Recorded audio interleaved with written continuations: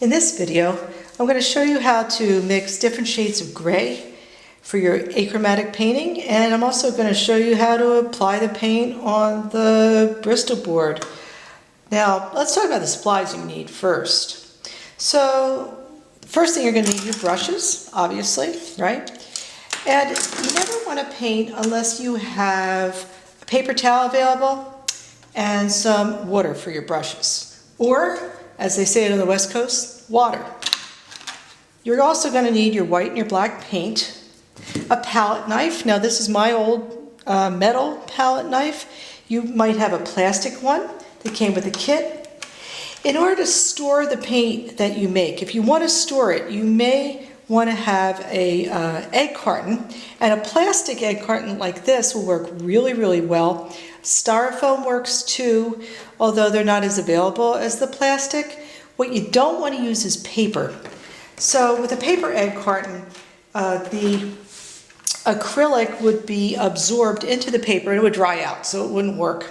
Now the other thing you're going to need to store your paint, whether you mix it and you leave it on your paper palette, or whether you make batches and store it in an egg carton, is you're going to need a damp paper towel, okay? This shouldn't be like soaking wet and dripping, but you definitely want to run it under water so it's nice and damp.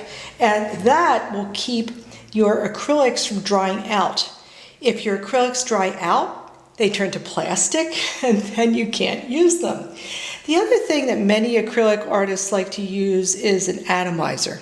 So an atomizer is just a spray bottle, and you could use an old like Windex spray bottle if you have one, and you just put some water in it. All right, let's talk about mixing some paints. So for the different shades of gray, you might have, hopefully you have 3 or 4, and I actually ended up with 5 on my image. And I'm going to show you how to mix those different colors. So the first thing I'm going to do is I'm going to squirt some of that paint out here on my paper palette. You always use a lot of white, but you really don't want to put out any more than you're going to use unless you're going to keep the batches of it. And I'm going to squirt some gray out as well. Oh, otherwise known as black. Okay, first what I'm going to do is I'm going to make my lightest shade of gray. So I'm going to take my white, put it there, and I'm going to take the littlest bit of black, just the tiniest bit, and I'm going to mix it together. Now, here's how you use a palette knife. You scrape, and then you smear. Smear. Okay? And you scrape with the edge. See how I'm holding it diagonally? And then you smear it out. So scrape, smear. Scrape, smear. And what you're going to want to do is, look at your image to see what exact shade of gray you're using, and I think I want to go a little bit darker. Whenever you're mixing colors, you always want to use the darker color or the more saturated, that means intense color, to the lighter one. All right, so that's it for my lightest shade. Now for my next one, I'm going to add a little bit more black. It's not very scientific. And I'm going to mix up 5 different shades of black, but you may only need to have 4 shades. Okay, so for the next shade of black, I'm going to take a little bit of white, throw some more black in it.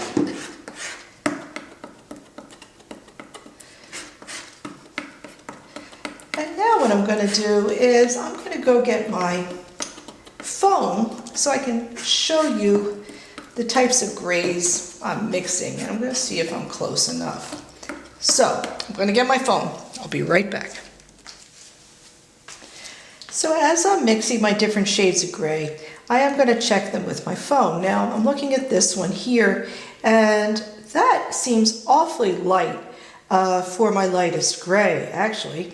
And as I'm looking at it, I'm going to use the white, or maybe I think for the white, I'm going to use this off-white, and I'm not going to use a pure white. I think that would look really good. Sometimes the bright white is a little too harsh for your lightest light, so I'm going to let that be the white areas, that slight bit of gray there. But then, as I'm comparing this to the gray on my phone, I find I need to get quite a bit darker. So I'm going to add more black to that. And you can see I just take a little bit off. Now, as I'm mixing it, I go really fast, but you're going to learn how to do this. So it's scrape, and as I'm scraping, I hold my knife on kind of a, not quite a 45-degree angle, but something like that. And so I scrape, and then I smear it out like that. Now, when I compare that to that, I'm seeing that it could be even a little bit darker.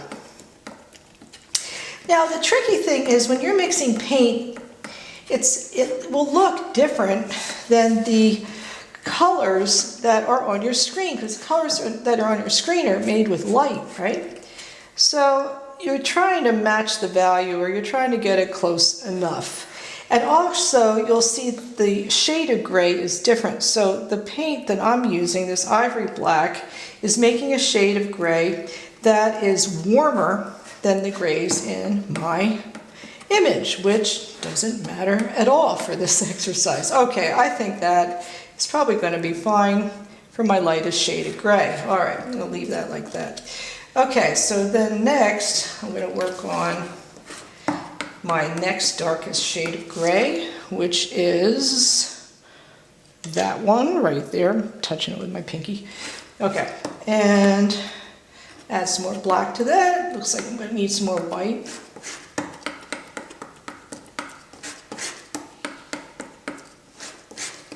Okay, could be a little bit darker. Now, as I'm making these grays, I want to make sure that each of these is a different value than the one that came before. So I want to make sure that that is noticeably darker than the other one, and that seems to be pretty close. So I'm going to save that for my next darkest gray. And now I need a little bit more white. Put some more white out there. Okay, so now I mix the lightest gray, the next lightest. I have 2 more grays to make, and I know I said 5 originally, but I'm just going to make 4. And that's counting as my white. Okay, so I'm working on the next darkest shade of gray. And it looks like I need quite a bit more black. I'm going for it. I just took a big old scoop in there. So I'm mixing that together. Now I'm making big batches of this so it'll last me for a while with my painting. And I won't have to go back and remix. Okay. Now, what do you do if you want to keep this paint wet? The first thing you can do is you just take a wet paper towel and you drape it over there. So whenever you take a break, you're going to want to put a paper towel over it, right? As you're working, I'm going to lift that up. Okay. As you're working, you can spray it if it starts to get a little bit dry, if you have an atomizer. And the other thing you can do with this paint is you can take it and you can put it in the egg carton. Now, in this egg carton, one section has like a divider between it and like a slot where the paint could travel from one section to the other. But the other section, which is actually the top, right, has little cups. Now, the other type of thing that would work is if you have, you know, the little plastic containers you get when you get ketchup, you know, at a fast food restaurant sometimes. I bet you don't get them anymore. Well, you know, those little plastic containers, they'll work well too. Anyway, if you do use an egg carton, you still are going to need to cover it up if you're going to leave it for any amount of time with a wet paper towel, okay? Otherwise, the paint's going to dry up and it will become plastic and you can't use it. So you want to conserve your paint.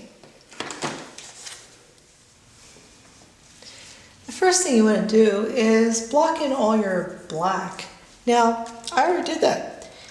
But I do have a lot of dark, dark, dark gray in my image. It's almost black. So I am going to go through and I'm going to I'm going to paint all that right now. And one of the things to remember about painting, and as I'm testing this color, it seems about right. It looks a little bit lighter than the black, but not too light. And for this painting, and for all the paintings we do in this class, you want to keep your brush strokes as neat and clean and flat as possible. And if you're a painter and you like to paint a little more painterly and more expressively, that's okay.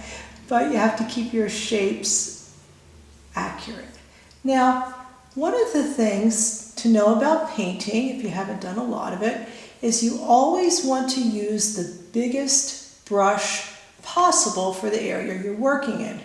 So right now I'm using a brush that's it's probably your biggest brush, and it's also flat.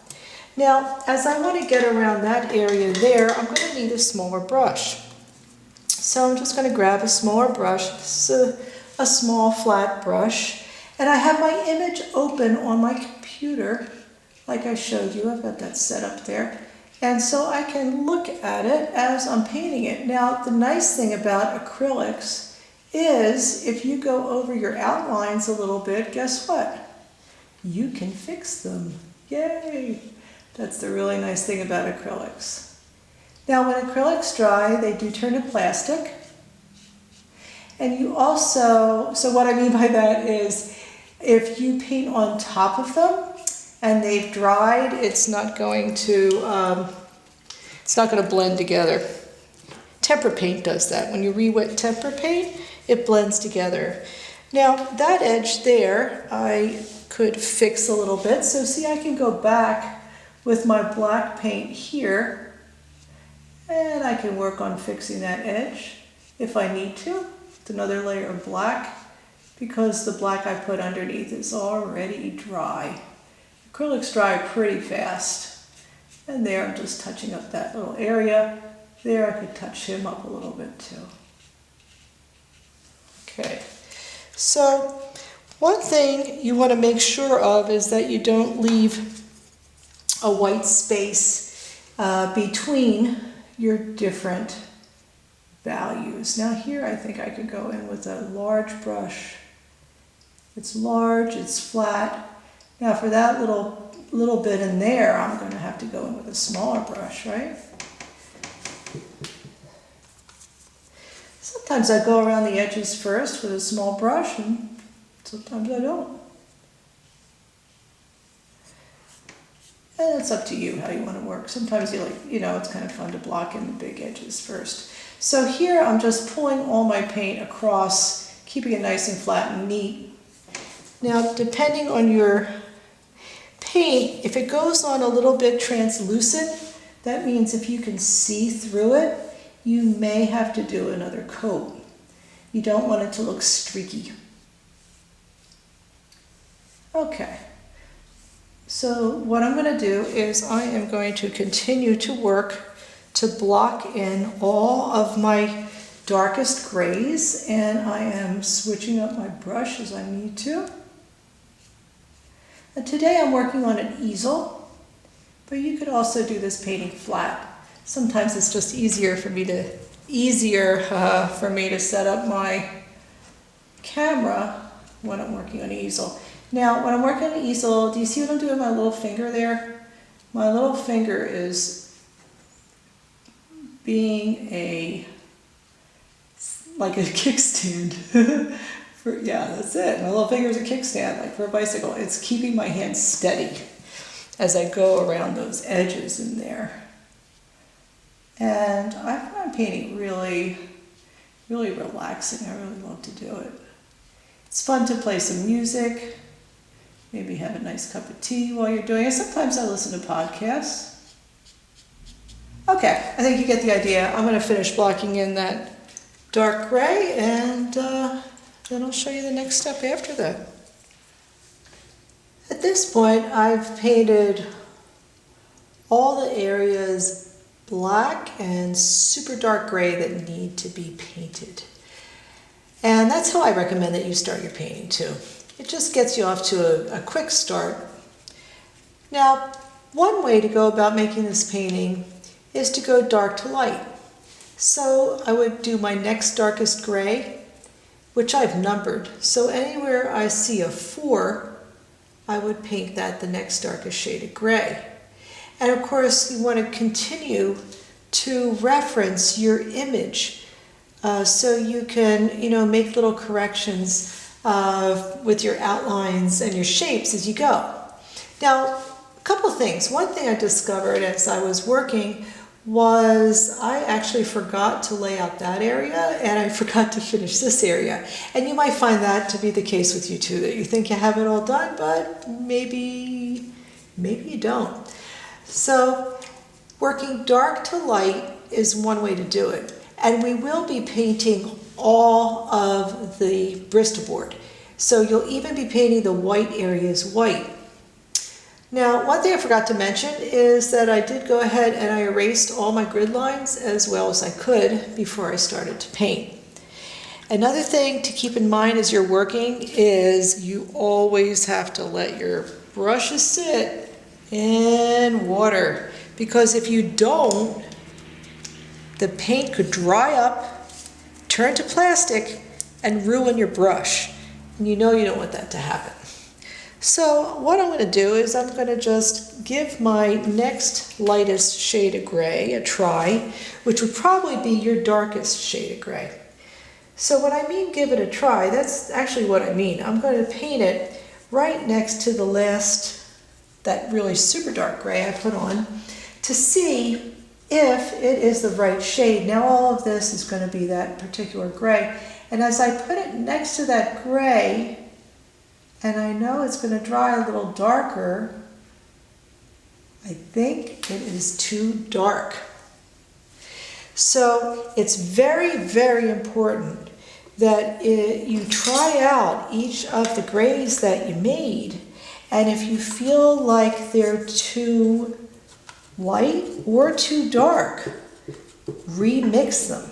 So right now I'm taking some of my next shade of my lighter gray and I'm mixing that together with my palette knife, and I'm going to see what I get. So just because you made a shade of gray in the beginning of this project doesn't mean that that's the correct shade. So you always have to try it out. Now I'm going to try it on a space I haven't painted yet. So I'm going to try it right there. And I think that's going to work. Right now I'm going to turn my image on my computer, wake it up, and check and see if that shade of gray is correct. Okay, I'm back. My computer needed a little bit more of a wake up than I thought. So as I'm looking at it, I'm really feeling like that shade of gray I mixed is definitely too dark. So I'm going to try the next shade of gray up, and I want to see what that looks like. So this was supposed to be the gray that was going to be number 3. So I'm putting that next to that dark gray, and I'm looking at the value compared to what I'm seeing on my computer screen that's over there, and I think that's going to work better. So that's what I'm going with. I'm going to do that. I'm going to go with that gray. And you'll notice as I'm painting that, I just covered up some of that other spot. But remember, with acrylic, you can always go back and fix it. All right. One of the reasons I love painting with acrylic and oil, you can always go back and fix them. So that was a surprise. I really thought that that darker gray was going to be the one, but it wasn't. You see how dark that dried? That would have been a mistake. And keep in mind, they always dry a little bit darker. So you always want to kind of check your values before you go much further. Now, let's say I went out of the lines a little bit. So what I like to do is I like to have 2 brushes going at the same time, one for the paint that I'm using. So this is like one of my darker grays, and this is for my darkest gray. So if I want to go in there and just touch that edge up, just like that, as I'm working, I can do it. Because I already have this paintbrush with the correct gray on it. So that's one of my favorite little tricks. All right. Now at this point, you could go through and paint absolutely everything that, for me, it's my number 4 gray. So you could go through and paint everything that gray. Now, as you're painting, if you see how my paint's dragging like that, that means a couple things. 1, I need to dip my brush in water. 2, I need to get more paint, okay? So after a while, you learn how to use the correct amount of paint on your brush. It should go on nice and smoothly, like that. And again, if I get out of the shapes there, I'll go out of the shapes on purpose there.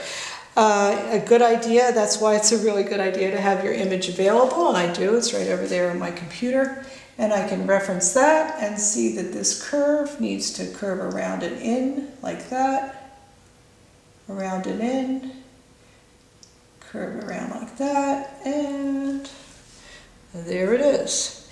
So again, I keep 2 brushes going, one for the color that I'm applying, and the other one to kind of touch up the edges. Now, what if you have one of those images that has speckles? What do? Well, I want to show you. It's kind of fun to play around with that. It's a different type of painting technique, and you're going to use a short, choppy little brush stroke. Now, for instance, this is some of the background area. So I'm going to show you, and it's kind of sad to break up that nice smooth line, but what if you had these little short little marks coming in like that, right? It's sort of a speckled look. Well, I'm taking my black and I'm doing some short brush strokes. Now what I'm not doing is I'm not poking. Okay, don't do that. You can do it with short little brush strokes. And now I'm going to go back, and I am using the same brush, so I'm washing that brush off because I want the same width strokes, and I'm drying it. And now I'm going to take that other shade of gray that I'm painting and trying to figure out what shade of gray that is. All right, it's the darkest one there. Okay, and take some of that, and I'm going to lightly put some little brush strokes like that. And you can do that, and you can kind of blend those 2 different areas together. And that's how you can get those that little speckled area that you might have. And if you go overboard and you add a little too much black, so I'm going to say, oh, maybe I added too much black, I can work this lighter gray on top of it, and then vice versa. I'm going to play around and grab a little more black, and I'm going to just show you how. Ooh, had too much on my brush right there. And always important to put the right amount of paint on your brush. And then here, I'm going to just kind of soften that edge a little bit using a short, choppy stroke. And I've created that little dabbled effect. It's fun.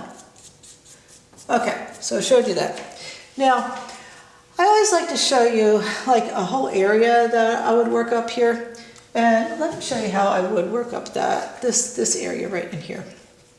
Okay, so what I was doing there was I went through and I put the number 4 gray down. And now I'm going to see which gray I'm going to use for number 3, because remember I changed my mind about my gray there. So I'm going to try this one, and I'm going to see what that looks like. Now what I did was I made the top edge nice and smooth, but I left the bottom edge be a little bit wavy, with the idea that I would come in here and do my next gray and keep the top edge smooth and leave the bottom one wavy. You'll see what I'm getting at here. So in my image, I've got a bunch of stripes to do a transition between like the light and the dark shapes, right? So basically it's a bunch of stripes. And I think that gray will be fine. I know it's going to dry a little darker, but I'm going for it. So here, and you can see I'm, you know, kind of going out of the lines a little bit. But that's okay, because I'm going to come back and fix it later. So I'm going to curve around there like that. Now, I actually have a couple different grays. There's like quite a few stripes in there. And if I don't get them all in, it's gonna be fine, you know? So, you know, you did the best you could with your drawing, right? You drew it as accurately as possible. Now when you're painting it, like for instance, you know, in some of these areas, I might have 4 stripes. Well, I'm not gonna put 4 stripes in. That's like a little bit too much as a transition from one area to the next. Okay, so, all right. Now, as I was working on that area, let me just pull this around here. Get that edge nice and clear. That kind of curves out around there. And this comes down here like that. All right, that curves around there, and I think I'm going to fix that up a little bit. Okay. And then this swings around down, and that's a pretty thin line down in here. Okay, coming on down. All right, and that's my second line in. And I love how these things curve around, it's crazy. That's actually her nose in there. Then this part in here is her mouth. And it's so abstract looking, it's really cool. All right, and then that little circle is going to be this same gray.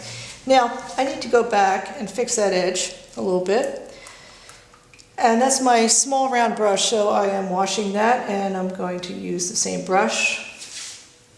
So I'm looking at my image, and I want to go with a slightly darker gray in there.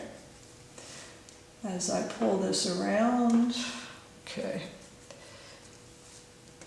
Pull that around a little bit, and here, fix that edge. All right, that looks pretty good. Fix that edge a little bit.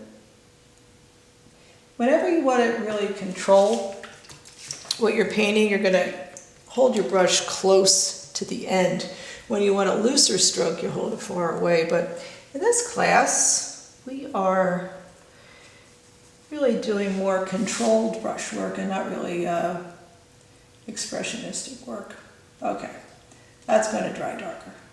It's funny sometimes when you put down the paint, you're like, what? Is that the right gray? But yeah, that will dry darker. So I'm just fixing that a little bit.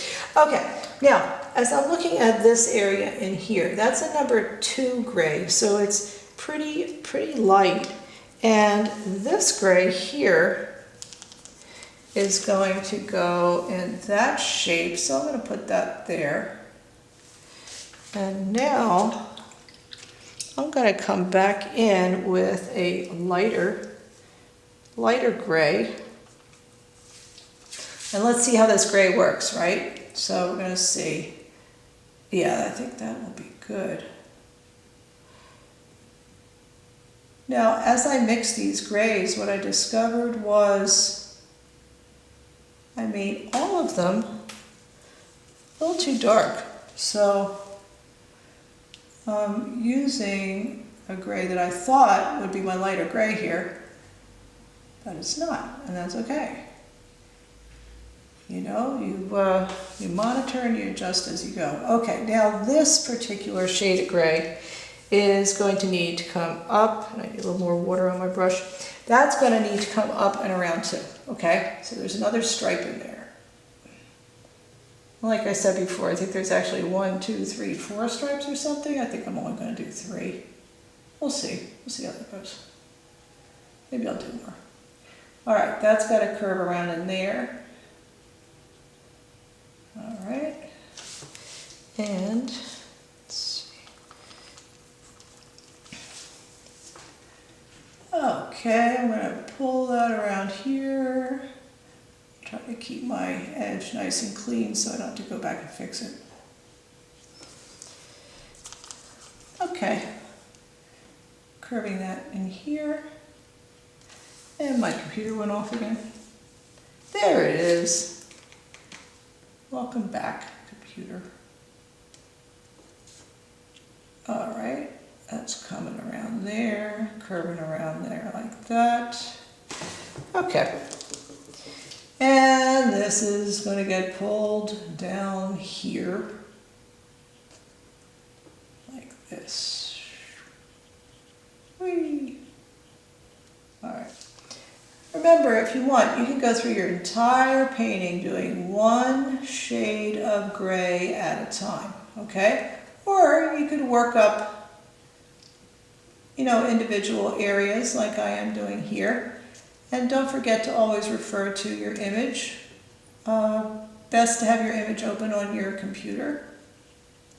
And if it shuts off, oh, there it's back again. Okay, so I'm checking that edge that I just painted, not 100% happy with it.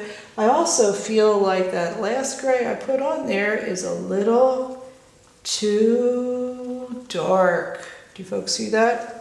So I would need to go back and work on that and lighten that up and really mix a new shade of gray that is a little bit lighter than that one I just put on there. Whoa, that's way too light. Okay, anyway, let me just fix this edge right in there with the gray that I'm using. And I think that would be actually a really good gray for that area. All right, I'm going for that one. And again, I wanted to keep this lighter, get that lighter around in there. And that shape is kind of like that. All right, and that whole area would be lighter as it curves around like that. Okay, so the final thing you're gonna do is put the white on. Now, whenever you paint white, you've got to make sure, I'm going to just use my clean brush.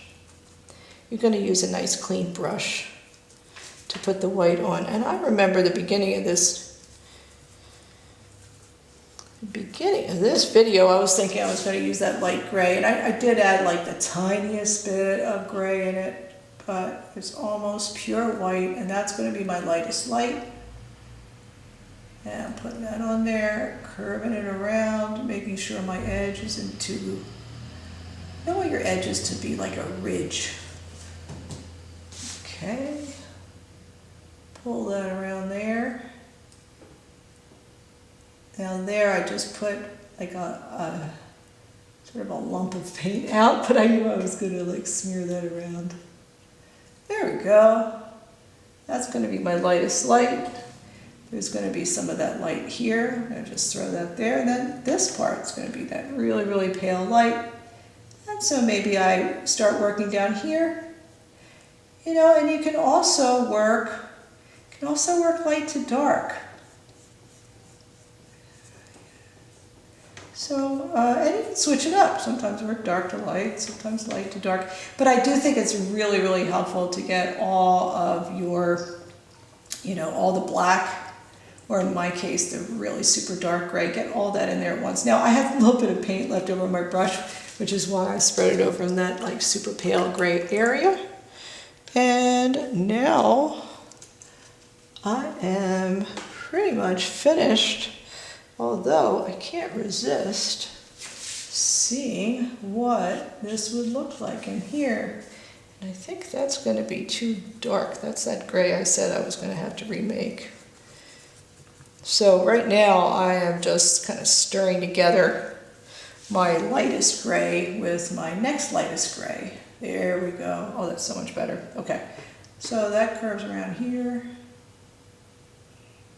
curves around there, goes like this, comes down there. That was me looking at my computer. There, I'm doing a little curve like that. Of course, I could use a round brush. do love my flat brushes. And that kind of curves in there. Be careful when you paint. Sometimes when you paint, you can change your drawing. And sometimes you'll have a tendency to kind of smooth things out as you paint. And that's why it's really important to have your image open to make sure you don't do that. Because you don't want to do that. Okay. I really think that you have a pretty good idea about how to go about working on this project. We gave you some different options. You know, I'm going to put that light on her cheek, fix that a little bit. There we go. Have fun.